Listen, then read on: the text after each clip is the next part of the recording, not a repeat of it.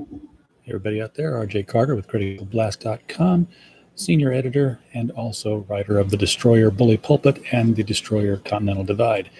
We are here today looking at Tinsel Town number 5 from Alterna.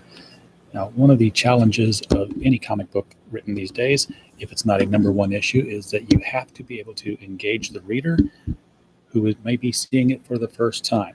So that was the challenge I took up when I picked this one intentionally. It is number 5 in a 5-issue limited series, so I'm coming into it completely cold and right into the last chapter. This is from David Lucarelli and Henry Panciano, so let's see how things worked out. Right off the bat, the art style is very clean, very neat. This is sort of what I would expect to see in something like a comic strip like Rex Morgan or maybe Mark Trail, something that's very serious, not very cartoony, not your typical superhero style. And this is not a superhero story. This is a police story. So there are no heroics going on in it like that. No capes, no cowls, no tights. The setting is 1915, and the location is Hollywood, California. So what we have here is Abigail Moore, who is the policewoman character, seen here on the cover, involved in a mystery focused on a Hollywood producer, Hollywood mogul, at a time when people could be made stars overnight and found in delis or car washes. She is with her boyfriend, who is a cowboy, or was a cowboy, and is now living with her in Los Angeles.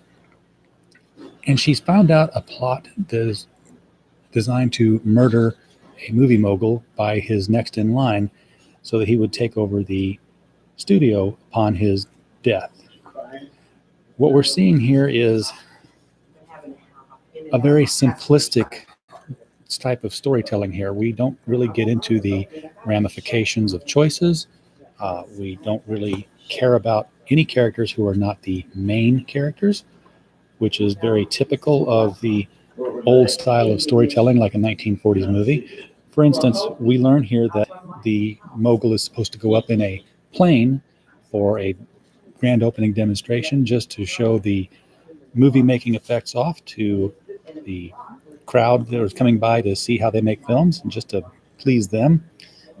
Well, she finds out that the plane is sabotaged and she wants to keep him off the plane because it's going to blow up. Now, she does succeed in this. She keeps him off the plane goes up without him.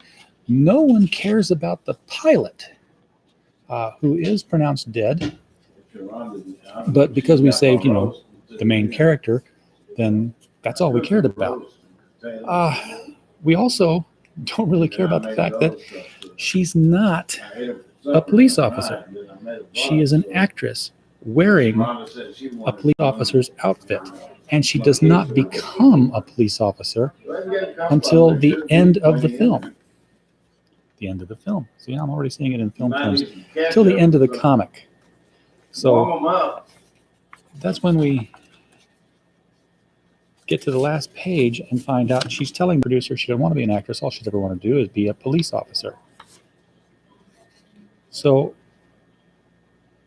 he puts her boyfriend into the films, into cowboy pictures, and then she says the LAPD caught wind of my exploits and decided they had room for one more. There's no impersonating an officer charges here. This is just like, oh, you dressed up like one of us and did a job? Welcome aboard. Wish it were that easy. But, this is, like I said, the very simplistic style of telling a story. We only care about the main characters. We want the happy ending, and everybody gets what they want. Whether or not we're going to see any more of Tinsel Town stories, and whether or not we're going to remain as simplistic in the telling as they are, remains to be seen. There may be another miniseries coming down the road here. Perhaps Mr. Lucarelli or Mr. Panciano can weigh in, let us know what's coming down the pike. So overall, not a bad story. It's got some little loopholes in it, like I said, that you can dwell upon perhaps over much. But the bad guy gets his comeuppance, and all the heroes are saved. So if you want to check that out, definitely recommend it. Alternate comics are still at $1.50, printed on newsprint, so they're definitely affordable. I would like to remind everybody, if you like this content, please hit subscribe and hit the bell for notifications. Also, please be aware that Critical Blast has their Indiegogo up, trying to raise funds for the relocation. We have several books out there that are signed, and we have several packages and levels that you can get in at. Looking forward to hearing from you. Definitely leave notes in the comments below. Thanks for coming by. Okay, I was gonna say there's probably some in one's